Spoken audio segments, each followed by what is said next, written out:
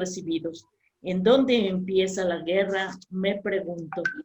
Lamentablemente en las familias, porque se da la falta al respeto, porque el uno al otro se agrede y tratan de imponer su criterio, tengan o no tengan la razón, levantando la voz con amenazas y llegando hasta la agresión física sin medir las consecuencias al dar rienda suelta a sus impulsos. Las nuevas generaciones crecen viviendo estas experiencias. ¿Qué ciudadanos y ciudadanas espera la patria y el mundo? Tristemente, personas selladas con la lucha y con la pelea. ¿Cuál es nuestra responsabilidad? Padres, madres, abuelitos, abuelitas, trabajar arduamente por fomentar la cultura de la paz, sabiendo que ella se cimenta en la verdad, la justicia, la libertad y el amor, como bien lo dice Juan Pablo II. Estos valores debemos transmitirlos a nuestras hijas e hijos con el ejemplo, con la práctica permanente en la vida del hogar, cómo hacer la paz día tras día, la solución de los problemas que no faltan, por medio del diálogo con serenidad, con firmeza, con argumentos racionales, a fin de que triunfe la razón, tenga quien la tenga. Los puntos de vista divergentes requieren ser expuestos con convicción y sustentados hasta concluir el tema. Nadie va a perder si dejamos que el análisis inteligente y reflexivo sea escuchado y aceptado, sin gritos, sin ofensas, sí con amor. Esa es la tónica que debe reinar en las opiniones en familia. Los vástagos pequeños y grandes también deben ser escuchados, deben tener su espacio en el parlamento familiar. Debemos tomarle al hogar como si fuera una asamblea en donde están los honorables y muy honorables desde todas las edades. Dios nos ha dado un regalo, la palabra y la fuerza de las ideas para defender nuestros criterios. Mujer de mi patria, no grites nunca y siente.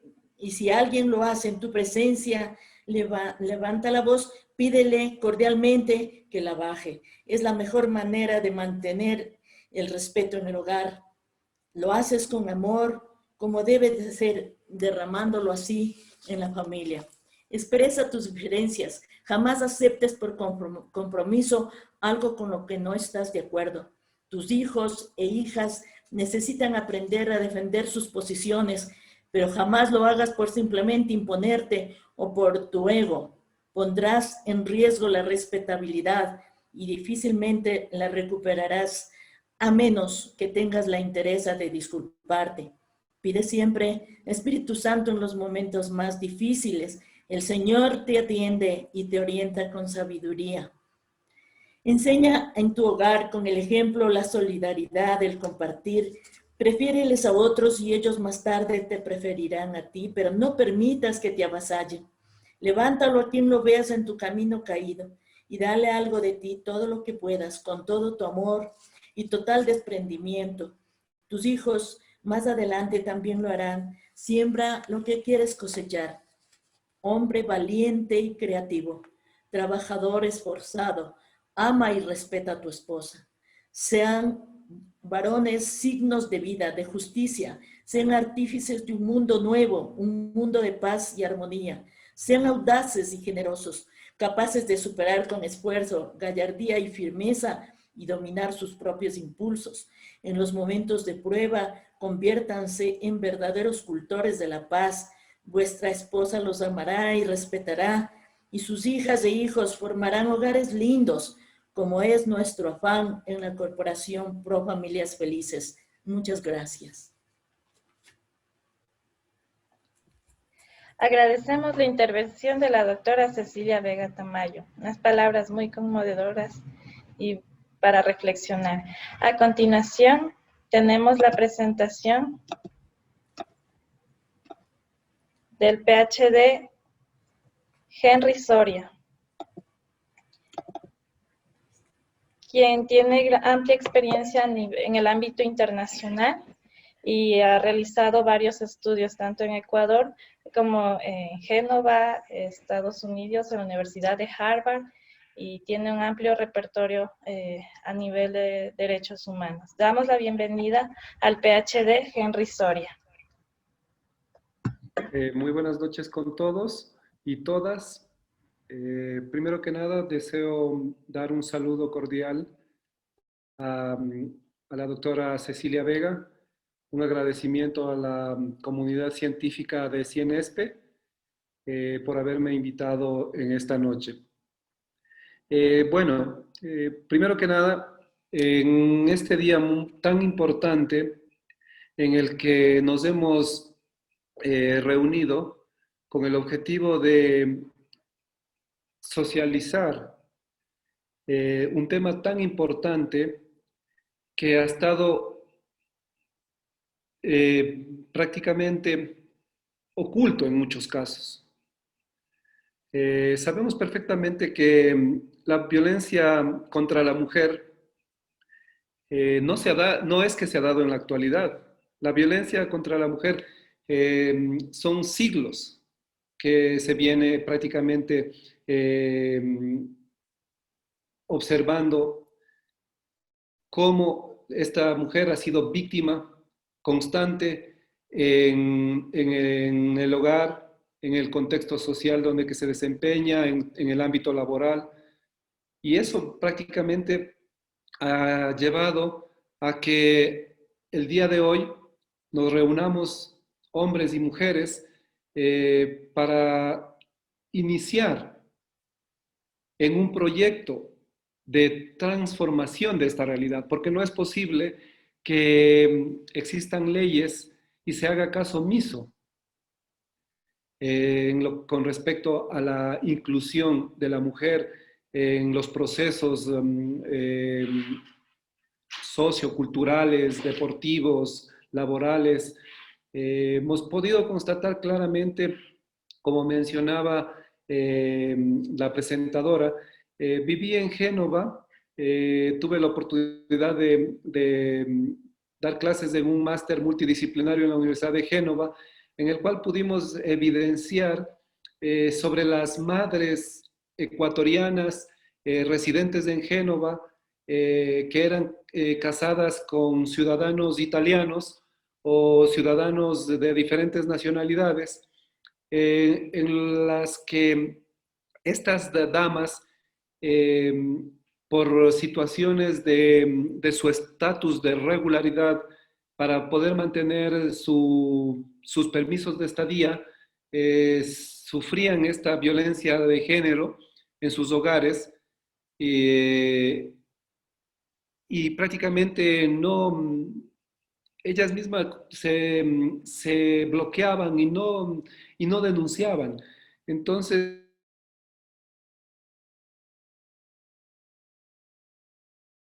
capacitación de formación en las redes sociales, en las radios, en las televisiones, porque no bastan las leyes.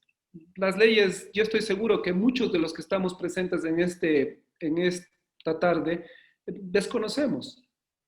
Por más que estemos inmersos en el mundo del trabajo de los derechos humanos, no podemos conocer todas las leyes, o muchas veces las conocemos, pero no las recordamos, porque lamentablemente muchas veces el ser humano es frágil de memoria y muchas veces no está capacitado o formado para trabajar en este contexto.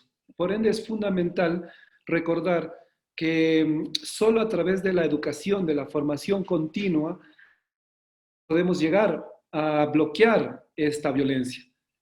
Nosotros hemos podido constatar que en el Ecuador mismo, las mujeres que sufren violencia de género van a realizar sus denuncias en la fiscalía o van a la policía para que la policía les ayude, y las preguntas un poco desubicadas de los órganos competentes, de las autoridades competentes: ¿pero qué le pasó? ¿Está segura de lo que está denunciando? ¿Está segura que quiere denunciar?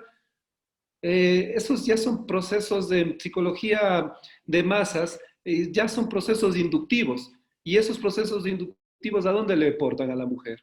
A retractarse de lo que está denunciando. Entonces, es fundamental que nosotros iniciemos a fortalecer el conocimiento en la sociedad en general, con el objetivo de que esta situación no se vuelva, no vuelva a victimizar nuevamente. Además de sufrir la violencia de género en el hogar, sufren violencia de género en los organismos regulares competentes.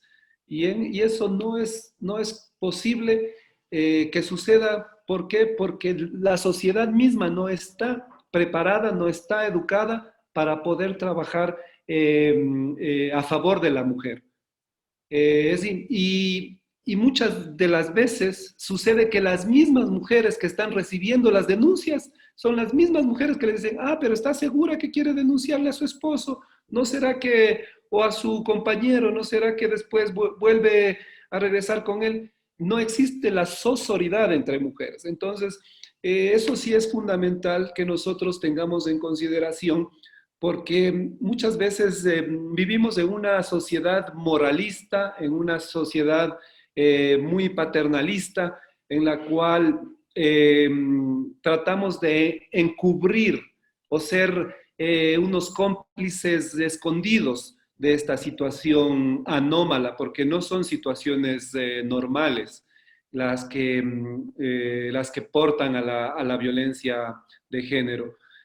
Por eso es fundamental, yo les hago un llamado a que concienticemos, que no sean solo las típicas charlas de estadistas, con ciertas estadísticas que en base a muestreos muy básicos se llegan a obtener, porque en Ecuador señalaban que 6 de 10 mujeres sufren violencia de género, 6 de 10 mujeres sufren violencia de género. Eso es falso. En el Ecuador, 10 de 10 mujeres sufren violencia de género. Y entonces, y en el mundo tenemos que estar claros, porque al menos por una vez en su vida, todas las mujeres del mundo han sufrido violencia de género. Entonces nosotros tenemos que trabajar para que esos índices bajen, porque no es posible que saquemos índices estadísticos no muy objetivos, que sacamos índices estadísticos solo de las personas que vienen a denunciar. Entonces, ¿qué tipo de estadista somos al obtener esos datos y al sacar a la luz esos datos que son falsos? Nosotros, como profesionales que somos, es nuestra responsabilidad trabajar con los organismos multilaterales para tener datos más objetivos, más veraces, más objetivos. Si no, caso contrario, todos los discursos serán simples presentaciones, simples charlas, simples discursos que no van a solucionar absolutamente nada en la sociedad. Es importante que cada uno de nosotros seamos responsables de que este trabajo de la lucha contra la violencia de género se haga efectivo, iniciando desde nuestros hogares, con nuestras esposas, con nuestras madres, con nuestras hijas, con nuestros niños. Hemos visto que prácticamente en este estado de pandemia que estamos atravesando, se ha incrementado esta violencia contra la mujer. ¿Eso qué significa? Que en realidad nosotros, cada uno de nosotros tenemos que autoeducarnos e iniciar a entender que la mejor estrategia, el mejor mecanismo para poder romper esta cadena de la violencia es iniciando nosotros a recordar que la regla más importante en la vida es el respeto. Si no, caso contrario, como les digo, he viajado por muchos países del mundo, en muchas situaciones, en organizaciones de derechos humanos, en muchas universidades, y yo me pregunto, en realidad, efectivamente, puntualmente, ¿qué estamos haciendo por erradicar esa violencia de género? Entonces, yo sí hago un llamado a que iniciemos a poner una regla en nuestras vidas. La única que es la mejor, el respeto. Si nos respetamos a nosotros mismos, vamos a respetar a las mujeres, vamos a respetar a los niños, vamos a respetar a los animales, a las plantas y a las cosas. Y en ese contexto, Yo sé que tengo solo 5 minutos y me parece que ya me pasé. Me gustaría poder socializar algo más con ustedes. No quise traer diapositivas o presentaciones o datos estadísticos puntuales, sino más bien quise traerles vivencias que pude constatar viendo con mujeres que habían sufrido violencia de género en Italia, en Génova, viendo cómo mujeres han sufrido violencia de género en Milán, en Roma, en España, en Suiza, en Alemania, en Bélgica y en otros países del mundo. Entonces, es mi pequeña participación en este evento tan importante, porque para mí la mujer es lo más importante del mundo y espero no haber herido los sentimientos de nadie, pero sí estoy seguro que juntos podemos transformar esta realidad paralela y hacerle una realidad verdadera, en el que el hombre y la mujer viven armónicamente y viven felices con sus familias y con sus hijos, respetándose conjuntamente. Muchas gracias. Agradecemos su excelente participación, Henry. Las palabras que nos ha dado son muy importantes para reflexionar. Ahora vamos a continuar con nuestro ciclo de exposición. A continuación se va a presentar la doctora Carmina de la Torre. Ella es rectora de la Universidad World Humanistic University y defensora de los derechos de las mujeres. Damos la bienvenida a la siguiente expositora. Muchas gracias por la bienvenida. Muchas gracias. Inicio agradeciendo a Cecilita por habernos invitado a formar parte del encuentro del día de hoy. Siempre para nosotros es un honor estar presente en cada uno de los eventos que Cecilita ha organizado en todos estos años desde que nos conocemos. Yo sí he traído el día de hoy una presentación y sí he traído estadísticas también, porque para mí sí es importante que veamos en números lo que está sucediendo en el país, aunque sí es cierto lo que dice el doctor Soria, que estos números son sesgados, pero sí es importante que lo visibilicemos. Primero hay que entender, antes que nada, qué es la violencia contra la mujer. Las Naciones Unidas lo ha definido como todo acto de violencia que resulte o pueda tener como resultado daño físico, sexual, psicológico para la mujer, inclusive amenazas. La coacción de la privación arbitraria de la libertad, tanto si se producen en la vida pública como en la vida privada. Dicho esto, sí me parece también muy importante, esta información yo la he sacado de la encuesta de violencia contra las mujeres publicada en el 2019, es decir, últimos datos recientes, evidentemente antes de que suceda la pandemia, pero existen 5 tipos de violencia: la violencia psicológica, la física, la sexual, la económica, patrimonial y la violencia gínico-obstétrica. De hecho, hoy día estuve en una reunión, en un seminario en la mañana, en la que se hablaba también sobre la violencia del stalker, del acosador también, esto debido a las redes sociales. Esa violencia psicológica es una conducta dirigida a causar daño emocional, disminución de la autoestima de la persona, provocar descrédito, menospreciar la dignidad personal, degradar la identidad cultural. Esto se realiza de una manera muy sencilla, como hacer malas bromas, malos comentarios, hasta inclusive en la pasada fase de insultos de la persona. Después viene lo que es la violencia física. Es evidente, es físico, es un daño o sufrimiento físico, dolor o inclusive causar la muerte de una persona. Se provoca a través de castigos corporales y lesiones, ¿no? Ya sean internas o externas, y como en muchos de los casos de la violencia física, suceden en lugares donde no son visibles para el resto de personas, ¿no? Lo hace el agresor o la agresora, lo realiza en lugares en donde no se pueden dar cuenta el resto. La violencia sexual es la acción que implica la vulneración del derecho de la integridad y decidir voluntariamente sobre su vida sexual.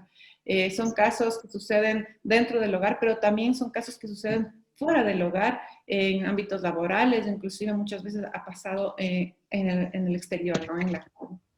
La violencia económica y patrimonial es la que ocasiona cuando las personas tienen el control de los recursos económicos y patrimoniales de la mujer, Yo también tuve la ventaja de viajar y estar trabajando con mujeres en Italia, y muchas de ellas sufrían lo que era violencia patrimonial porque, por ejemplo, los esposos les escondían los pasaportes suyos y de sus hijos para que no puedan viajar fuera del país o escaparse, les escondían las llaves de la casa, las tenían inclusive encerradas en el hogar. Y finalmente la violencia ginecobstétrica es la violencia, la acción o omisión en el límite de derechos de las mujeres embarazadas o no, de recibir servicios de salud ginecobstétricos. También muchas veces esto sucede en el ámbito de la salud. Muchas mujeres son tratadas de una manera muy violenta al momento de dar a luz, cállese, no grite, no llore, y eso sí es también violencia. Simplemente unos hitos importantes contar a través a nivel nacional e internacional en cuanto al tema de la violencia contra las mujeres. Esto empieza en 1970 cuando se creó la CEDAW en el 18 de diciembre. Además, en 1994 a 1995 se creó las primeras comisarías de la mujer. Además, se firma la Convención Belén do Pará. En 1995 se crea la Plataforma de Acción de Beijing y se crea la Ley 103 contra la violencia a la mujer y la familia. Después, en el 2004, se crean unidades especiales en Fiscalía, esto estamos hablando en el Ecuador, y en el 2007 hay un decreto ejecutivo que habla sobre la erradicación de la violencia como política estatal, y se crea el Plan Nacional de Erradicación de la Violencia de Género. A raíz de este plan nacional se crean un montón de proyectos, de instituciones justamente para luchar contra la erradicación de la violencia de género. En el 2008 hay una nueva constitución. En el 2011 se hace la primera encuesta nacional sobre violencia de género, y fíjense en que tiene que pasar 8 años para que se llegue a hacer una segunda encuesta de violencia de género, ¿no? Hay reformas al COIP, existe una tipificación y sanción de la violencia contra la mujer y miembros del hogar, y existe en el 2008, disculpen, por ahí oigo un eco. Perdón. Y en el 2018 se aprueba la Ley Orgánica Integral para prevenir y erradicar la violencia contra las mujeres. Sin embargo, hay mucho por trabajar. Todavía hace falta muchísimo en cuanto a la generación de leyes y políticas para poder ayudar a prevenir la violencia contra las mujeres desde diferentes ámbitos. Simplemente quise destacar algunos datos estadísticos que son importantes conversarlos justamente para poder sustentar lo que estamos conversando el día de hoy. 65 de cada 100 mujeres en Ecuador han experimentado por lo menos un hecho de algún tipo de violencia en algunos hábitos distintos a lo largo de su vida. Es cierto lo que decía el doctor Soria. Personalmente considero que casi todas las mujeres, si no somos todas, hemos recibido violencia a lo largo de nuestras vidas, simplemente que o no lo identificamos o preferimos darlo por alto y no hacerlo caso. Inclusive en muchos casos ni siquiera nos acordamos. En cuanto a esto, vale la pena mencionar que la mayoría es violencia psicológica.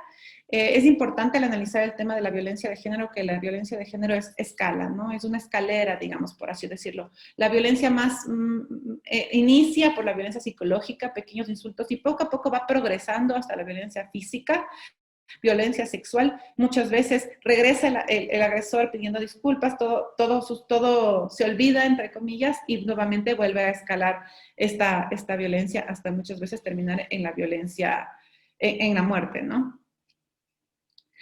Esto es importante, también lo saqué porque es importante también darnos cuenta sobre la violencia en los diferentes ámbitos que existen, ¿no? Miren que el 19.2% de mujeres afirma que ha sufrido violencia en el ámbito educativo, es decir, en las escuelas, en los colegios, en las universidades. Es decir, que el ámbito educativo no es un ámbito seguro para las mujeres. En el ámbito laboral igualmente hay un 20%, lo cual es sumamente alto. En el ámbito social vemos que hay un 33%, familiar el 20%, y evidentemente el más alto es el de la pareja, ¿no?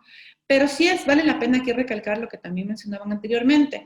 Muchos de estos casos son los casos denunciados. Imagínense en cómo sería cuando se escucha la realidad de muchas mujeres y muchos niños y niñas que todavía no he mencionado haber sufrido la violencia. Esto es sumamente importante. Finalmente, quisiera también mencionar sobre la violencia durante la pandemia. Durante la pandemia, la violencia de género ha incrementado muchísimo, sobre todo porque las víctimas se encuentran encerradas con su perpetrador, ¿no? Es decir, se ven obligados a estar dentro de casa en espacios normalmente pequeños donde tienen que compartir casi el 100% del tiempo con esta persona, y es evidente que la violencia va a estallar. En un poco de datos también, desde enero a septiembre del 2020 han ocurrido más de 50 femicidios, esto lo afirma el Comercio, y también mencionan en el Comercio que al menos esta ONG Aldea cita que al menos han sucedido 81 casos, de los cuales 11 son a menores, ¿no? En cuanto a temas de violencia sexual. Finalmente, ¿qué se debe hacer para luchar contra la violencia de género? Que es por la razón por la que hoy estamos aquí, sensibilizar a la comunidad. Es sumamente importante que todos estemos sensibilizados sobre la violencia de género, sobre la violencia contra la mujer, que aprendamos a distinguir qué es violencia y qué no, que en las escuelas aprendan también los muchachos, los niños, a identificar qué es una relación violenta, porque la violencia también empieza desde las relaciones de los niños en la adolescencia, ¿no? Y también la violencia está presente en los hogares. Entonces, ¿en dónde se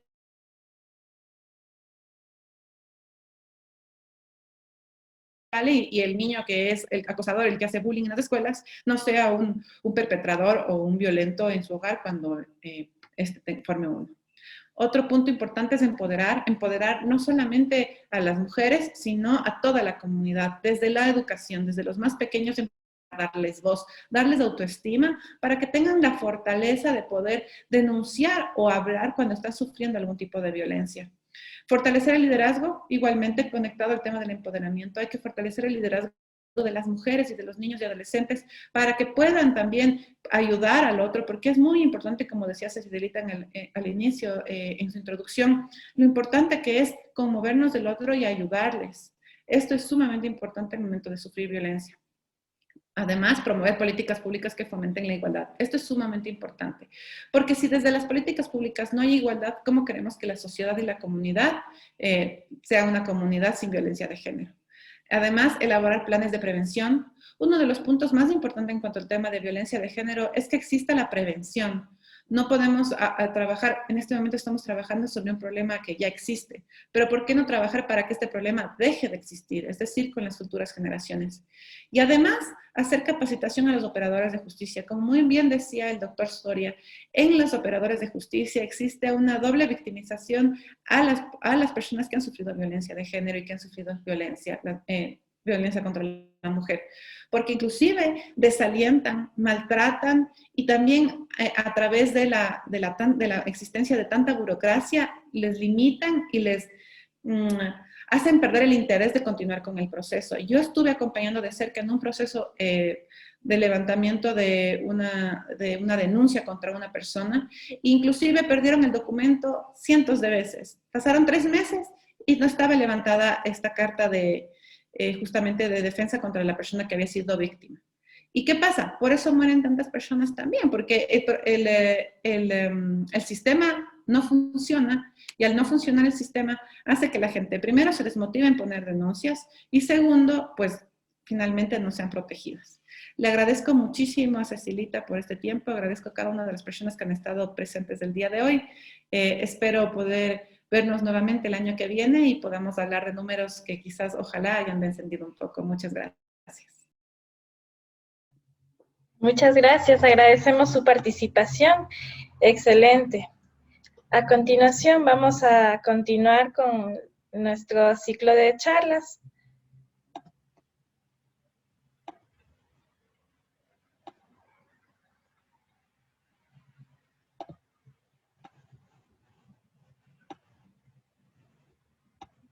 Listo.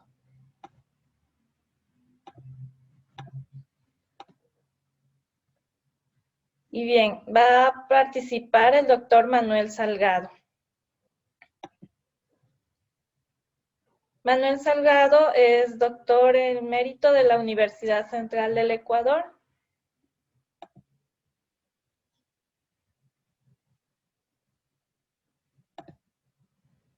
¿Se encuentra?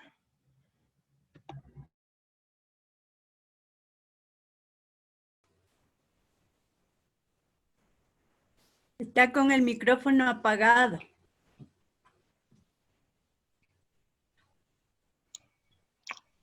¿Aló? ¿Ahí? Sí, ya se le escucha. Sí. por hacerse eco del llamamiento de la ONU a desarrollar una jornada planetaria de reflexión y movilización que impulse los cambios necesarios para hacer posible la eliminación de la violencia contra la mujer. Las personas normales sabemos que la relación inmediata, natural y necesaria del hombre con el hombre es la relación del hombre con la mujer. Porque del carácter de esa relación se deduce hasta qué punto el hombre se ha comprendido a sí mismo como ser genérico, como hombre. La relación del hombre con la mujer es la relación más natural del ser humano. Ahí se demuestra, por tanto, hasta qué punto el comportamiento natural del hombre se ha hecho humano o hasta qué punto el ser humano se ha convertido en un ser natural. Hasta qué punto su naturaleza humana se ha convertido en su naturaleza. Estas palabras fueron dichas en el siglo XIX por un pensador alemán, Marx, y fueron complementadas a mediados del siglo XX por una pensadora francesa, Simone de Beauvoir, que agregaba: al hombre corresponde hacer triunfar el reino de la libertad en el seno del mundo establecido. Para alcanzar esa suprema victoria es necesario, entre otras cosas, que por encima de las diferencias naturales, hombres y mujeres afirmen sin equívocos su fraternidad. Por desgracia, parecería que esas orientaciones, como acaban de decirnos Carmina y Henry, han sido ignoradas en la segunda mitad del siglo XXI por una buena parte de la sociedad, y como consecuencia de ello los medios de comunicación no paran de informar sobre los actos multiplicados y perversos de violencia contra la mujer. A tal extremo que el filósofo Byung-Chul Han piensa que estamos viviendo la agonía del Eros, que el amor humano está amenazado, tal vez muerto, o en todo caso bastante enfermo. Y el enemigo no es el coronavirus invisible, sino otro ser humano, enfermo de individualismo, de egoísmo, de violencia, secuestrado por la preocupación de reducirlo todo a su precio de mercado, en el que la dimensión del interés organiza todo el comportamiento de los individuos. Y claro, en ese mundo no cabe el amor verdadero, que es el anonadamiento de sí mismo para descubrir al otro, la muerte de Narciso, la aprobación de la vida del otro hasta el agonismo del amante. Y sin embargo, en la hora presente, la mayoría de los seres humanos, el Eros se manifiesta aún como una aspiración revolucionaria a una forma de vida y sociedad completamente diferente. Es más, mantiene en pie la fidelidad a lo que está por venir. Este exordio, que tiene un tono pesimista, busca exponer mi visión sobre el complejo y largo sendero de la emancipación humana, que sin embargo no ignora ni niega los sorprendentes e importantes cambios y avances que se han registrado en las últimas 7 décadas en el proceso de liberación femenina. Recordemos con el historiador Erich Hobsbawm que hasta mediados del siglo XX, dice él, la inmensa mayoría de la humanidad compartía una serie de características. el matrimonio monogámico estable, la superioridad del marido sobre la mujer, el patriarcado, y de los padres sobre los hijos, de las generaciones más ancianas sobre las más jóvenes. Ese cuadro apacible se mantuvo por siglos y que en buena parte era heredero de las concepciones sociales diseñadas por la filosofía y la teología de la antigüedad y la Edad Media. Ese cuadro se vio sacudido en la segunda mitad del siglo XX, en que se producen con la velocidad del rayo, sobre todo en los países desarrollados, de uno de los cuales se hablaba, cambios que ni siquiera habían imaginado los sociólogos más audaces. ¿Qué cambios? Se multiplican los divorcios, se reducen los matrimonios formales, se duplica la cantidad de personas que viven solas, sobre todo de mujeres profesionales. Se incrementa el número de madres solteras. Se legaliza el uso de las drogas y el aborto. Irrumpe una nueva cultura juvenil que lo cuestiona todo. Mayo del 68. Aparecen públicamente culturas sexuales antes invisibilizadas. Las mujeres irrumpen en las universidades, donde se transforman no solo en mayoría cuantitativa, sino en las de mejor rendimiento académico. Los médicos constatan absortos que las mujeres resisten mejor las enfermedades que los hombres. Los psicólogos y los artistas verifican que las mujeres tienen una mayor sensibilidad y ternura. Las guerras mundiales demuestran que las mujeres pueden mantener con éxito todas las actividades productivas, y la carrera espacial iniciada por las superpotencias demuestra que las mujeres adecuadamente entrenadas y preparadas pueden volar a otras regiones del universo. Los cambios mencionados derrumban siglos de discriminación y opresión que habían sido elaborados por los ideólogos de las diferentes formaciones económicos sociales. En la Grecia antigua, por ejemplo, considerada la cuna de la civilización occidental, Ifigenia de Táuride, uno de los personajes de Eurípides, se queja: la mujer es el más desgraciado de todos los seres humanos. Si la fortuna acompaña al hombre, vence y conquista en el campo de batalla.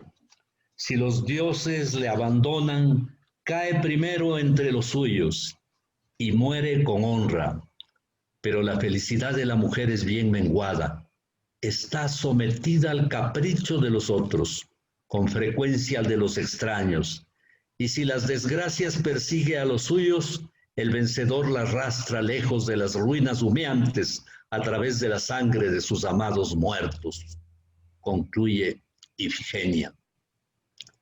El gran orador Demóstenes expuso en breves términos cómo era la vida sexual del hombre en Atenas. Nos casamos, dice, para tener hijos legítimos y una fiel guardiana de la casa.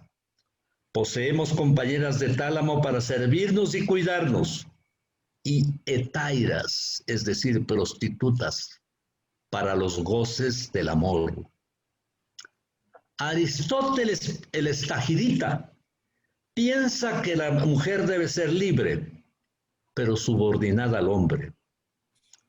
En el derecho romano, piedra angular de nuestro derecho, el hombre era propietario de la mujer.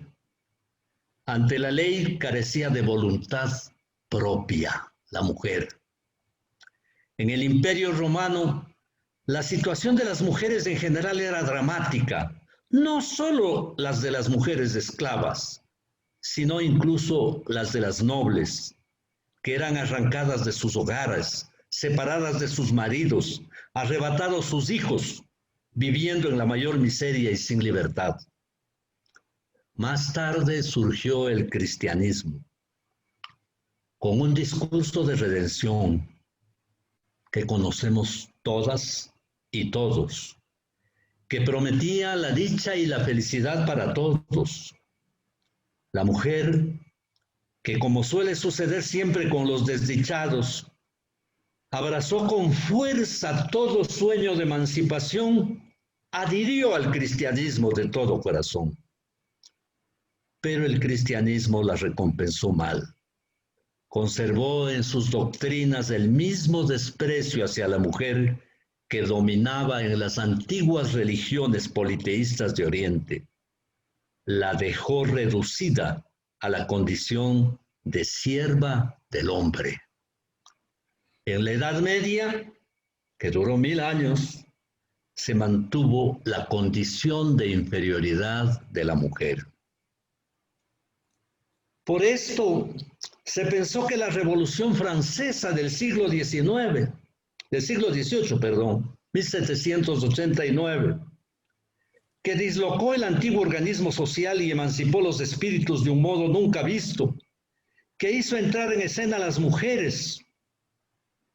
Recordemos que unas 2 décadas antes del estallido revolucionario, varias mujeres habían participado en los círculos políticos que prepararon la revolución. Por ello, cuando en 1793 la Convención proclamó los derechos del hombre, algunas mujeres brillantes y lúcidas comprendieron que, por desgracia, solo se trataba de los derechos de los varones. Entre ellas Olimpia de Gaugues, Luisa Lacombe y otras que se reunieron y redactaron los 17 artículos de los derechos de la mujer, que fueron expuestos el 18 Brumario, 20 de noviembre de 1793, ante el Ayuntamiento de París, con una declaración que decía: si la mujer tiene el derecho de subir al cadalso, debe también tener el derecho de subir a la tribuna. Y cuando la Europa reaccionaria invadió Francia para ahogar la revolución, cientos de mujeres parisinas tomaron las armas para defender la patria y la república. Y el capitalismo se fue consolidando. Y la revolución industrial y sus secuelas fueron haciendo necesario el concurso de la fuerza de trabajo femenina, física y mental, en un largo y lento proceso que me parece muy similar al que vivieron los pueblos negros e indios en su propio proceso de emancipación. Pero la persistencia de las ideologías del pasado fue tenaz. Ya en el tránsito entre los siglos XIX y XX, Sigmund Freud, el llamado padre del psicoanálisis, sigue pensando que las mujeres eran una especie extraña e inferior e inhumana. Las concebía como muñecas de aspecto infantil, que existían solo para el amor del hombre, para amar al hombre y desde sus necesidades. Y uno se pregunta, ¿cómo fue posible que un hombre tan inteligente sostenga ideas sociales tan atrasadas? Y la explicación la encontramos al estudiar su biografía. Freud creció en la cultura semítica, en la que los hombres rezan: gracias te doy, Señor, porque no me has hecho mujer. Y las mujeres rezaban en actitud sumisa: gracias te doy, Señor, porque me has creado de acuerdo a tu voluntad. Pero de manera sorprendente, a mediados del siglo XX, en vísperas de la Revolución Cultural de los años 60, aparece una mujer fuertemente influenciada por el funcionalismo sociológico y el pensamiento de Freud, Margaret Mead, que hace una glorificación de la función sexual de la mujer. En libros y estudios sobre la cultura y la personalidad que han tenido una influencia muy profunda sobre amplios sectores en el mundo occidental, a los que se les ha hecho pensar que todo está determinado por la biología sexual, que la anatomía es el destino, coincidiendo con la teoría freudiana de que los instintos primitivos del cuerpo determinan la personalidad adulta. Desde luego, como lo señala Betty Friedan, las ideas de Margaret Mead eran más avanzadas que las de Freud, en la medida en que demostró que la capacidad femenina va mucho más allá del parto. Tuvo una educación igual a la de cualquier hombre. Fue capaz de decir con plena convicción que es bueno ser mujer. No necesitáis copiar a los hombres. Podéis sentir estimación hacia vosotras mismas como mujeres. Irónicamente, en los años 60, Margaret Mead comenzó a dar la voz de alarma ante el retorno de la mujer a las cavernas, la retirada de las mujeres norteamericanas al reducido campo doméstico, mientras el mundo temblaba al borde del holocausto nuclear. Las ambivalencias de Margaret Mead muestran entonces que el machismo se halla embebido en nuestra cultura y participan de él varones y mujeres. Desde luego, los cambios revolucionarios que se produjeron en el siglo XX y tuvieron su impacto. La historia reciente demuestra en la Declaración de los Derechos Humanos, en el Pacto Internacional de Derechos Civiles y Políticos, en la Convención sobre la Eliminación de todas las formas de discriminación contra la mujer y a nivel local, en la ya mencionada Ley Orgánica Integral para la Prevención y Erradicación de la Violencia de Género contra las mujeres, demuestra que hay una voluntad de cambio. Pero la historia reciente demuestra también que las labores normativas, aunque indispensables, resultan insuficientes para lograr cambios estructurales al combatir la violencia contra las mujeres. Violencia muy arraigada en una sociedad heteropatriarcal. Peor aún, en las últimas 4 décadas, luego de la derrota del campo socialista y los estados del bienestar, se ha dado paso a la globalización neoliberal que estimula el renacimiento de los ídolos de la caverna, de los que hablaba Francis Bacon, que creíamos muertos: el machismo, la misoginia, la homofobia, el racismo, la xenofobia.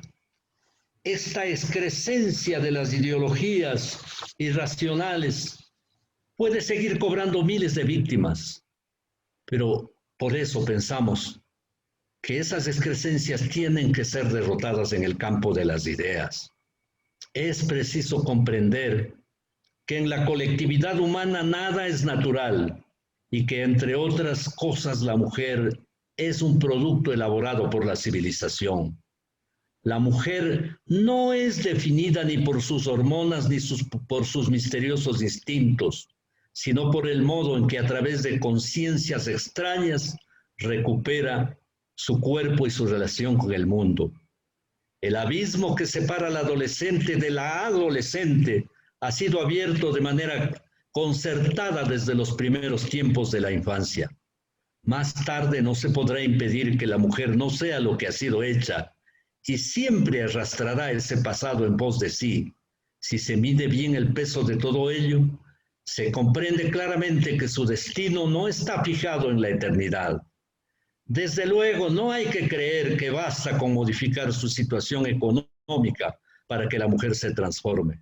Este factor sigue siendo importante en su evolución, pero en tanto no comparte consecuencias morales, sociales, culturales que anuncia y que exige, no podrá aparecer. Y como hemos dicho, ya el proceso de la emancipación de la mujer y el fin de la violencia tiene que estar acompañado de una transformación profunda en la conciencia de los hombres, que nos permita constatar la superación de todos los ídolos de la caverna que nos impiden ser libres, iguales y felices. Buenas noches, muchas gracias. Agradecemos su excelente participación, doctor Manuel Salgado. Una excelente reflexión para todos. ¿Alguna pregunta del público presente? O si no, para continuar con nuestras exposiciones.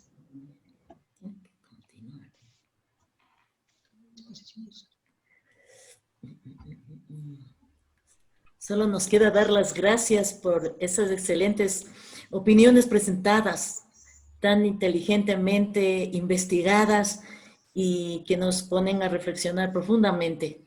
Pero siempre debemos tener presente que la mujer pone los hitos y los límites y tenemos que actuar de acuerdo con las circunstancias, buscando que nuestros derechos también imperen. Muchas gracias, doctor Manuel Salgado. Muchas gracias.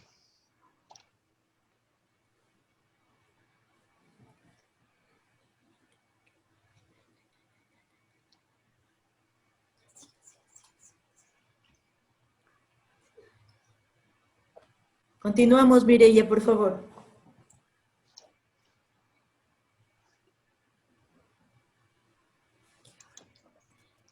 Perdón, ha estado apagado el micrófono. A continuación tenemos la participación del trío Preludio, quien nos va a interpretar sus músicas.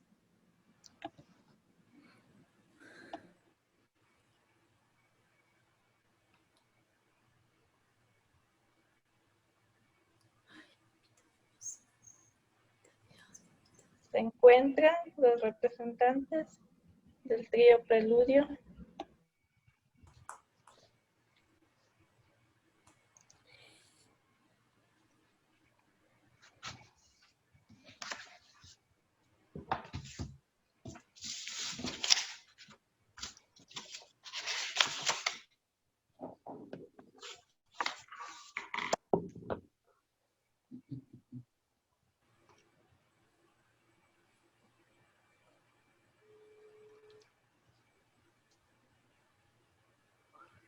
¿Qué fue, Hernancito? Ya necesitamos que participen. Ahorita ya estamos. Por favor, les ruego, rapidísimo. Gracias. Mientras se preparan, ¿podría hacer una consulta? Buenas tardes. Desde luego. Claro. Sí, buenas noches. Mucho gusto saludarles y felicitaciones a doña Cecilia Vega por tan importante evento al conmemorar un aniversario más del Día Internacional en contra de la Violencia de las Mujeres. Agradecer también a los participantes por tan excelentes exposiciones. Yo lo que le quería preguntar, obviamente que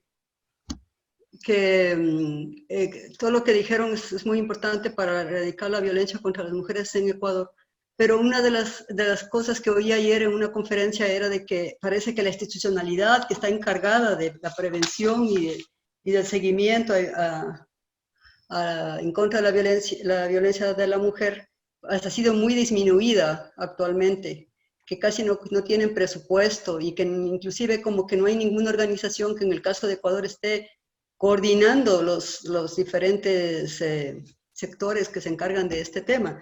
Entonces eso yo les quería preguntar, a ver, ¿qué había pasado? ¿Cómo ha evolucionado? Porque yo me recuerdo hace muchos años, yo vivo bastantes años fuera de Ecuador, cuando existía el Consejo Nacional de las Mujeres, el CONAMU, ellos tenían atribuciones y fueron creando, bueno, o sea, como dicen, en el 2004 se crearon las fiscalías, en el 2007 se hizo otros avances muy grandes y ahora en el 2018 parece que se aprobó una ley contra la violencia, una ley integral contra la violencia de la mujer.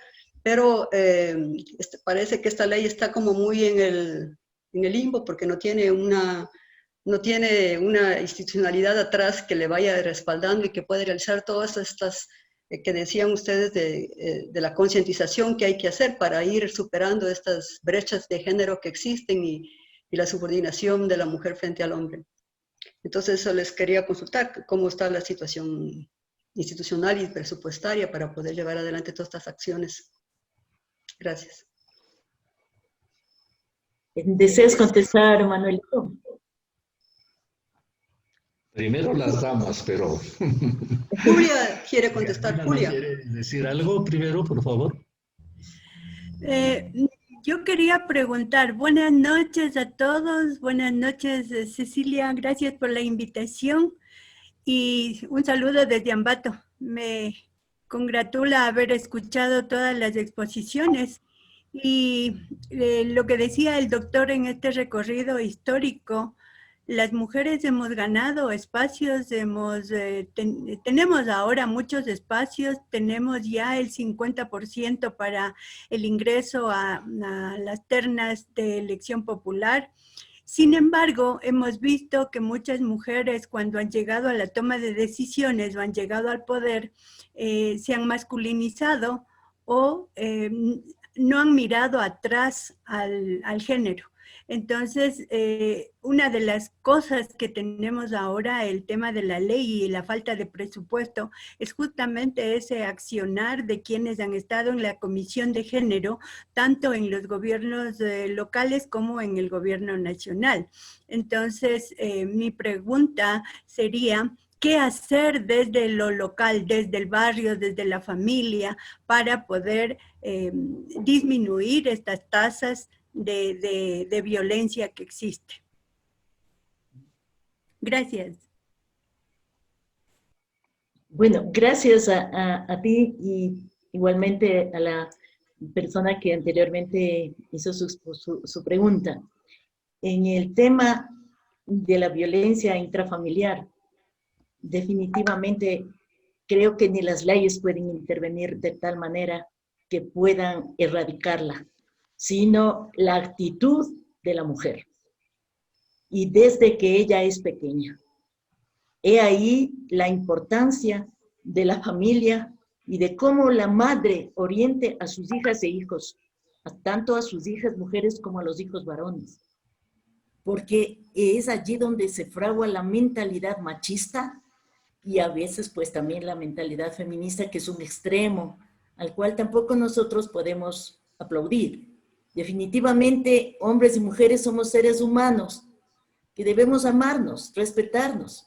Y pues estamos formando parte de un conglomerado en el cual los unos y los otros debemos tener participación. Mi punto de vista es que definitivamente la mujer es la que pone los límites. Tenemos que sabernos hacer respetar, tenemos que exponer nuestros criterios, darles la importancia y argumentarlos para escuchar lo que dice nuestro esposo, lo que dicen nuestros hijos, varones, y tratar de sacar las mejores conclusiones. Solamente el respeto y el amor dentro de la familia, porque esa es la base de la familia es el amor. Y por esa razón también el origen de la familia debe ser muy cuidado. Deben amarse previamente, conocerse mucho para llegar al matrimonio o a la unión libre, como ahora se está acostumbrando. No participo, lamentablemente no le veo así. Me gustaría más bien que siempre exista el compromiso, porque de alguna manera eso también hace que se fomente y se lleve adelante el respeto. Definitivamente, para eso existe el matrimonio, para eso hay las posibilidades de unirse bajo un compromiso. Definitivamente creo que es en la familia en donde se fragua el respeto. Y en el interior de la mujer, porque la madre, sí es verdad que el hombre de alguna manera pone las pautas de la política en el hogar, con la mujer, con la esposa como compañera, pero quien las ejecuta es la esposa, que permanece al cuidado o en la mayor relación con sus hijos e hijas, y por lo tanto, con el sello. Nosotros hicimos en algún momento una experiencia en la cual atrajimos madres con sus hijas e hijos y tratamos de hacer una ligera investigación que sí nos dio algún resultado. Pudimos ver cuando nos pusimos a cocinar que las mamitas decían a los varones: ustedes váyanse a jugar pelota afuera y no estén estorbándonos. Todo lo contrario, también ellos deben contribuir y colaborar, meter sus manitos en el hacer la comida. ¿Por qué decirles ustedes salgan y las mujercitas vengan a hacer? No, si todos vamos a servirnos, todos vamos a comer, entonces todos debemos trabajar.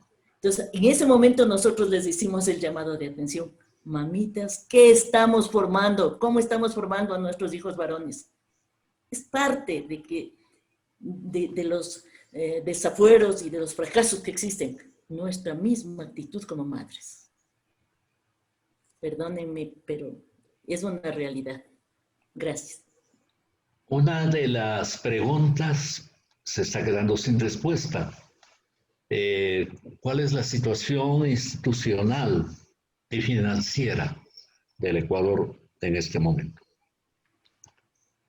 Voy a contestar porque justo estoy haciendo una investigación sobre este tema. Lamentablemente, el Ecuador y en general América Latina concluyó en el primer semestre del año 2014 la época de bonanza que se había prolongado más o menos desde el 2003, gracias a dos fenómenos de carácter internacional. El largo ciclo de las materias primas, ¿no? Esto es el hecho de que la demanda fundamentalmente de China y otros países del sudeste asiático determinaron que se incremente el precio del petróleo y otras materias primas que exportamos, como el banano, el café, el cacao, las flores, el aceite de palma africana. Entonces, ese largo ciclo terminó. Y por otro lado, también se agotó lo que algunos investigadores denominan el largo ciclo financiero, esto es la disponibilidad de crédito a bajas tasas de interés. Como por desgracia en la década de la llamada Revolución Ciudadana no hubo políticas productivas, cuando terminaron esos dos ciclos, empezó la crisis, ¿no? Y gráficamente, como ha dicho el actual jefe de Estado, cuando él asume el gobierno en el 2017, la mesa no estaba servida. Como se había inflado el presupuesto y se había construido un Estado con un aparato administrativo muy grande, evidentemente tuvieron que hacer recortes.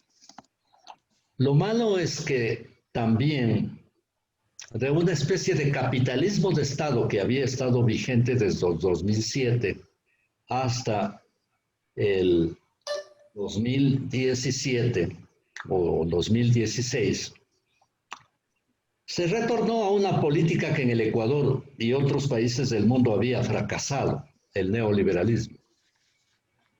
Y entonces, esto sumado a los impactos que desde el 15 de marzo de este año tiene en el Ecuador y el mundo la pandemia, determinan una situación de enorme crisis fiscal y de obligado achicamiento del tamaño del Estado.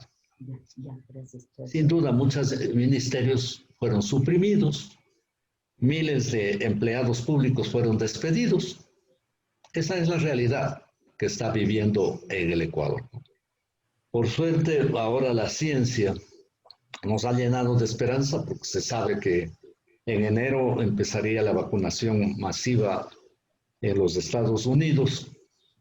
El presidente y el ministro de Salud han dicho que también en enero empezaría la vacunación con la cooperación del sector público y el sector privado a un ritmo de 30,000 vacunas por día. Es decir, más o menos para vacunar a los 17.500.000 ecuatorianos y ecuatorianas. Se demorarían todo el año, ¿no es cierto? Si es que eso funciona, y tendrían a lo mejor incluso que duplicar la cantidad de vacunación diaria. Entonces, la realidad es que vivimos un momento de crisis y de incertidumbre, ¿no? Y por esto mismo es necesario, en definitiva, que se multiplique el afecto, el aprecio, el respeto, la solidaridad, con el objeto de que pueblo ecuatoriano en su conjunto, ¿no? Y las mujeres, sobre todo las mujeres pobres que soportan la peor carga del sistema, puedan salir adelante. Esa es mi respuesta. Agradecemos la intervención.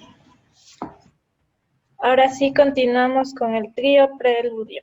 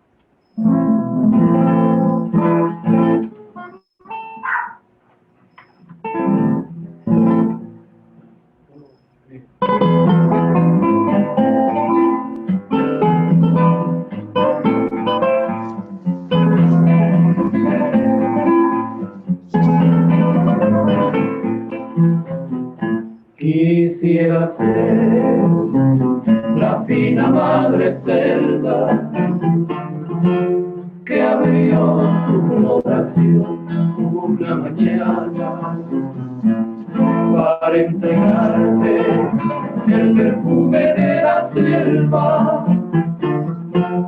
Apenas entré a tu ventana,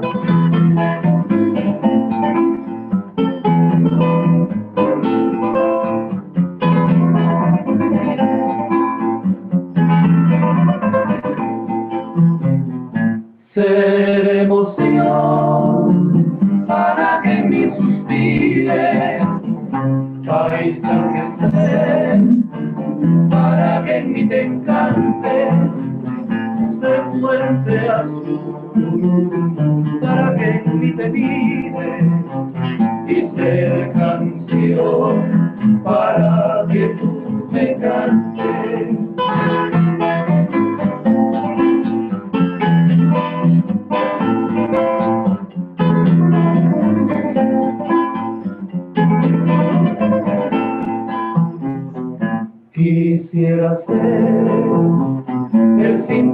confunde al niño que oprime tu magnífica cintura. Eternamente y en sensual cariño sentir entre mis brazos tu hermosura.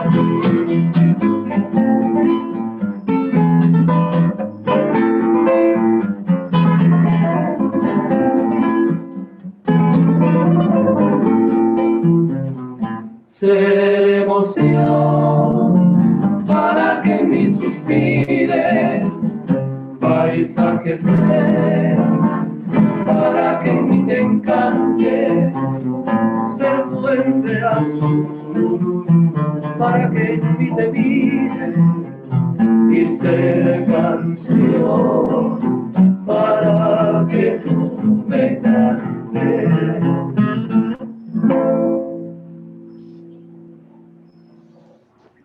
Muchísimas gracias, muy buenas noches.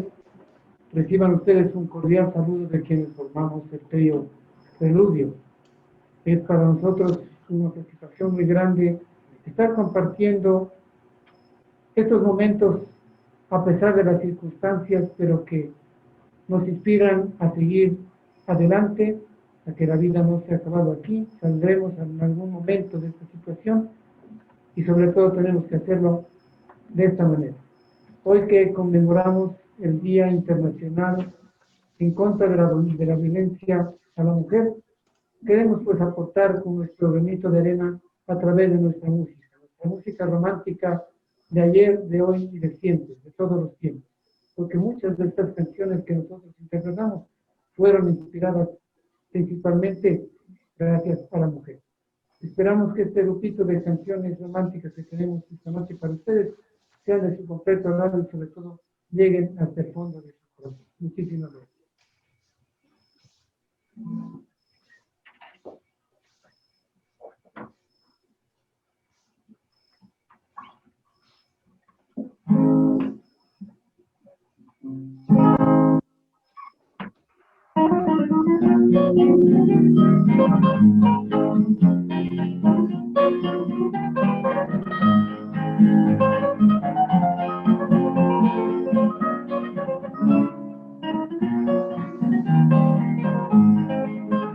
Que se quede el infinito sin estrellas, o que pierde el ancho mar su inmensidad, pero el negro de tus ojos que no duela y el canela de tu piel se quede igual.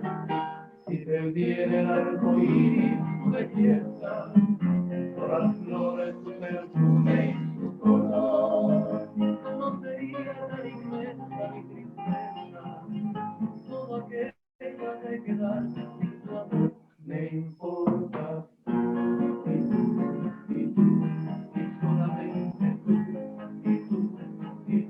me importas tú, y nadie más que tú. Ojos negros, piel canela, que me llegan a desesperar. Me importas tú, y nadie más que tú.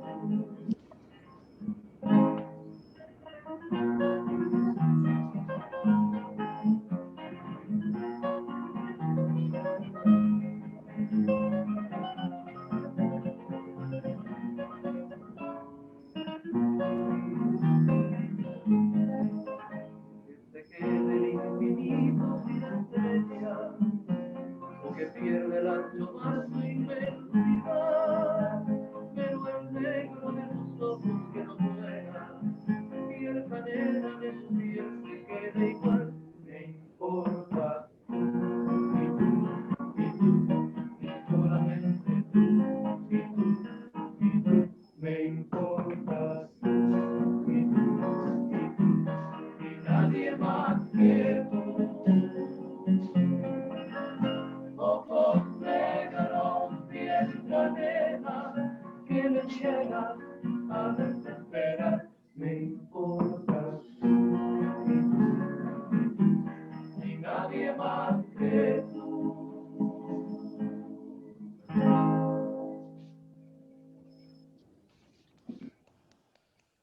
El audio, Hernancito, a ver si es que un poquito más alto. El audio está muy bajo.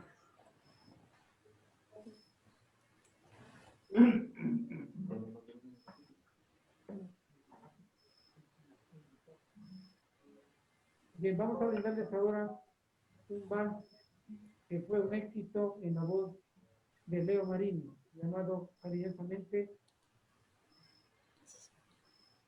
La dulzura que canta. Un vals muy bonito que se titula Desde el alma.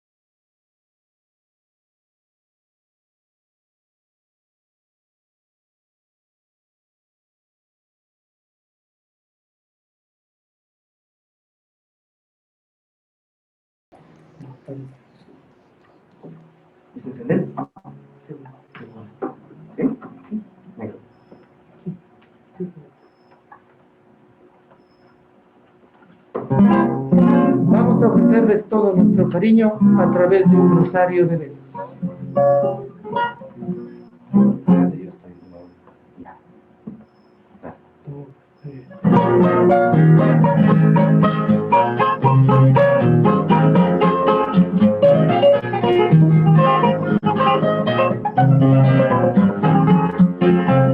No podrás olvidar, porque yo no lo quiero.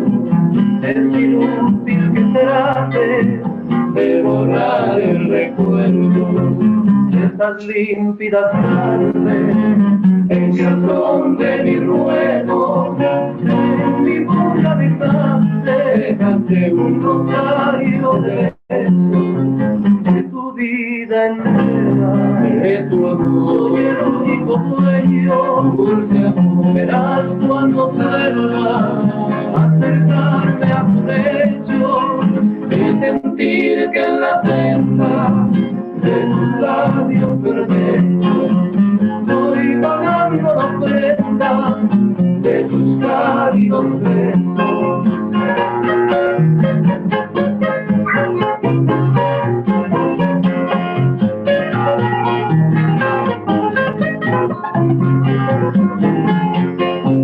Condenarme al olvido será inútil quimera, como recuerdos fríos va mi sangre en tus venas.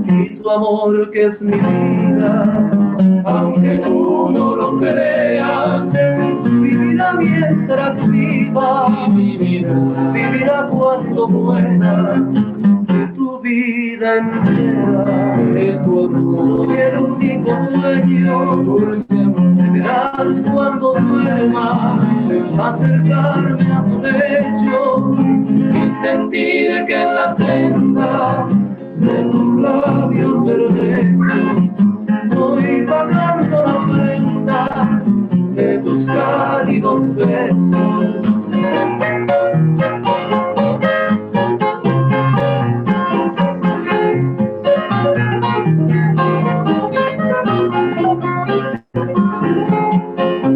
No podrás olvidarme, me amarás en secreto. No es preciso que me hable para yo comprenderlo, porque siempre al mirarte me dirá tu silencio, de otra vez quieres darme un rosario de besos.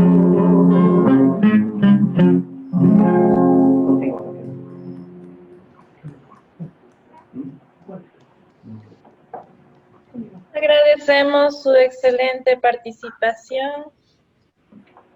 Muchas gracias por todo. Gracias. Gracias, Hernancito, muchas gracias. Gracias también. A ustedes, muchas gracias. A ustedes, gracias. Sí. Se ha dejado los contactos a través del chat para los demás participantes puedan contactarse y así realizar más presentaciones. Les agradecemos mucho a las personas que nos han acompañado durante el evento y básicamente a las personas que tuvieron su gentileza y su preparación para hacernos reflexionar profundamente sobre este tema tan álgido e importante. Gracias una vez más, Henry, Carmina y Manuelito. Muchas gracias. Dios los bendiga. Muchas gracias a usted, Ceci. Muy amable. Gracias, Ceci. Se apagó la computadora. Gracias, Cecilita. Dios te bendiga. Gracias a Gracias, todos. Ceci. Gracias, Ceci. Gracias, amiga. Felicitaciones, Ceci. Felicitaciones. Muy lindo todo. Gracias. Gloria a Dios, amiguitos. Muchas gracias. Gracias a todos. Esas Estarán acciones pendientes son- para las próximas ciclo de conferencias. Que tengan una buena noche. Para servirles, Mireya Rojas. Gracias, Muchas niña. gracias. Muchas gracias. Una buena noche. Gracias, Yolanda.